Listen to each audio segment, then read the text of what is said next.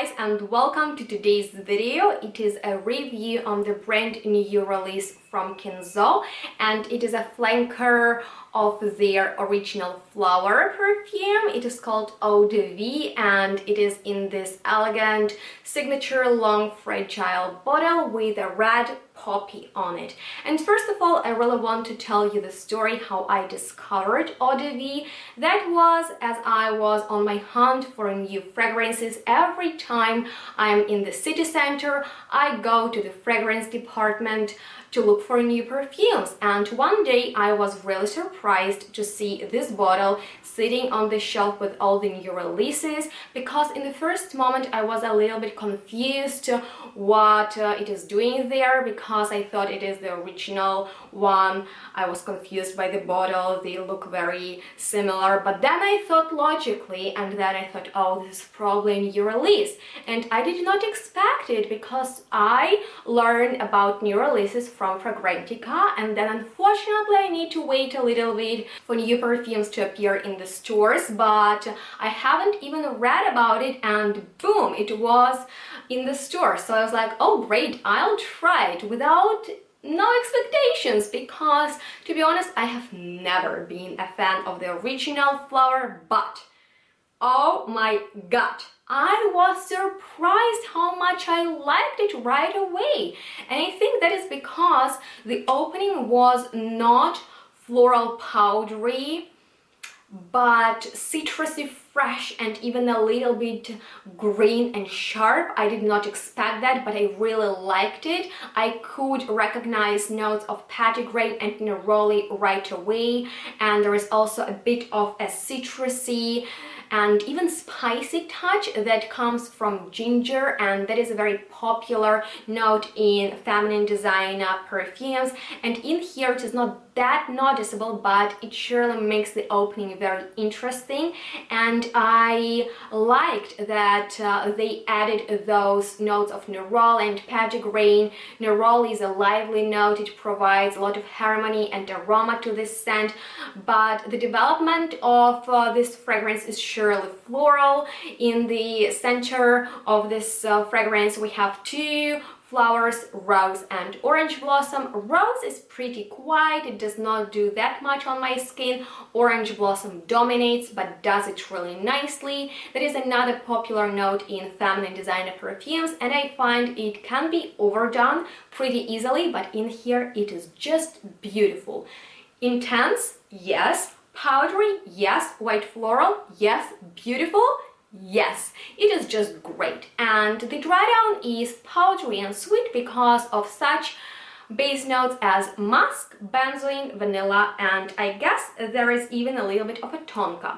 So you can see that this fragrance goes through different stages. First the citrusy, even a bit green and sharp, then surely floral and powdery, and then a bit sweet. And I find that it is done correctly. It is a very harmonious blend. It is simple, but I like that they added those green citrusy top notes that actually have lasting power. They fade away too quickly for my likings, but I appreciate that they are there, and that's why I actually think that I love this perfume so much. And finally, I am happy to add a flower Kenzo to my collection, and I think that if you love the original one, you'll also like this Eau De Vie. And I wanted to tell you a funny story how I purchased it, brought home, and my mom was not happy about this purchase because she dislikes the original flower. And I found really interesting that the time I wore it, she complimented me on it, so I applied it the next day on purpose and went to her and asked her opinion. She was like, it's a beautiful perfume. And I told her it's a Kenzo flower, and she was like, wow, it smells great on you. So I like that, but unfortunately the only complaint with it is surely the performance. It does not last that long, it does not project that well, and I do not get a lot of compliments for it, but I don't mind that because I wear perfumes to satisfy myself in the first place, and of course to get compliments on the way you smell is always nice, but I don't mind that it is not a loud perfume. Actually, I've noticed myself reaching out for more simple fragrances lately. I think that is because in the last couple of years I've been obsessed with complex, niche, and very complicated scents, and nowadays I also love and appreciate simplicity in the fragrances. And since I wear perfume all the time, and that is true, like, can you imagine, I wear perfume when I wake up, from the moment when I wake up till the moment when I go to bed. Yes, I'm obsessed, I'm addicted. Some people are addicted to alcohol, cigarettes, drugs. My addiction is perfume. I have perfumes for the time when I get out of the bed for the morning, then I mix different perfumes throughout the day. If I go shopping, I always go to the department with fragrances, and I also have my nighttime, bedtime perfumes. So as you can tell, yes, I wear perfume all the time, but my point was sometimes I need something simple and likable and for people easy to understand. I surely wear perfumes only for myself in the first place, but sometimes I want that understandable perfume, and this is a great designer new release that is done correctly and when it is done correctly, and I have nothing to complain. I am very glad to give you a positive review. Unfortunately, it is not always the case with designer novelties. You know that past year 2018 was the year of disappointments. I trashed a lot of new releases from designer brands. If you're interested in those videos, make sure to check them out. All the links are gonna be in the description box down below. Well, there were a few great releases. All the links are gonna be below, but I find that this year designer brands did way better job than last year with new releases. I can see a few novelties from designer brands sitting on my shelf. I purchased them myself and very satisfied with them, and I actually think maybe I should do a challenge and talk only about designer perfumes for a month. I think that is going to be really fun. Maybe that will help grow my channel, and if you're interested in that, please comment below. And if you liked watching this video and learned something new and helpful, please give it a thumbs up so I know that you like my reviews on designer perfumes.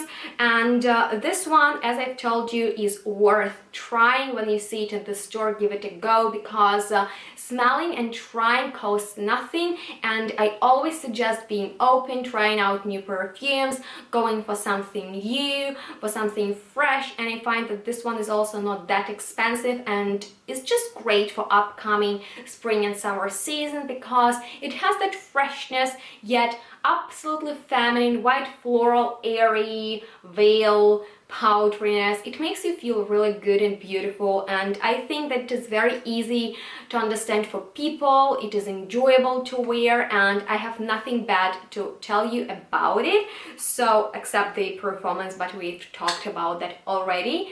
And I think that they did just a great job with adding something new to this perfume. I find that this fragrance is not that loved anymore as it used to be, because Flower by Kenzo, the original one, has been a signature scent for a lot of women for many years. But actually, I checked the rating on Fragrantica and it is not good.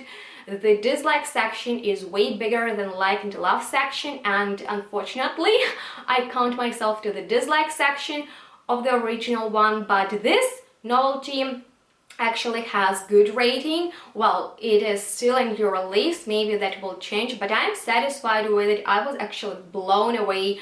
I was blown away that the designer brand released a perfume with Nerol and Petitgrain being that dominant, yet pretty round. Don't get scared. So I find that this is something pretty cool, but of course I'm very interested in your opinion, so make sure to leave me a comment below. What do you think, first of all, about the original Flower, because I'm sure that all of you are familiar with that scent. It is almost like a legend. It has been around for many years.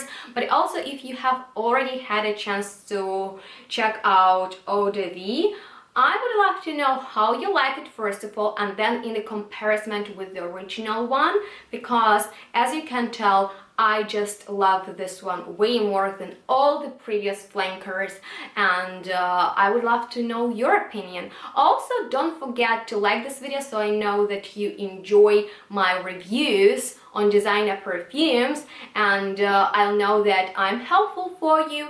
Please don't forget to leave me a comment with your thoughts on that idea, talking about only designer perfumes for a month. I'm not sure if I'll be able to do that, but that's gonna be a lot of fun.